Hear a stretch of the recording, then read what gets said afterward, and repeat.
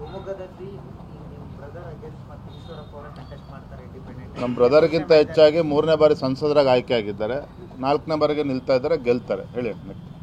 ಈಶ್ವರಪ್ಪನವರ ಬಂಡಾಯ ತಮ್ಗೆ ಅದ್ರ ಮೇಲೆ ಪರಿಣಾಮ ಆಗೋದಿಲ್ಲ ನೋಡಿ, ಮಾನ್ಯ ಈಶ್ವರಪ್ಪನವರು ಹಿರಿಯರಿದ್ದಾರೆ, ಪಕ್ಷದ ಮುಖಂಡರ ಜೊತೆ ಸಮಾಲೋಚನೆ ಮಾಡ್ತಾ ಇದ್ದಾರೆ. ನಮ್ಗೆ ಈಗಲೂ ಕೂಡ ವಿಶ್ವಾಸ ಇದೆ.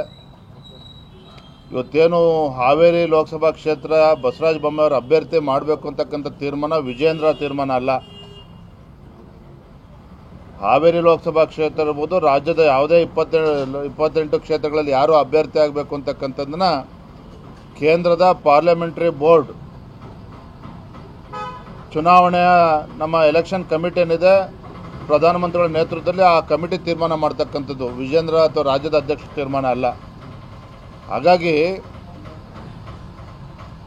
ಮಾನ್ಯ ಈಶ್ವರಪ್ಪನವ್ರಿಗೆ ಹಿರಿಯರನ್ನ ಈಗಲೂ ಕೂಡ ಮನವಿಯನ್ನು ಮಾಡ್ತಾ ಇದ್ದೇನೆ.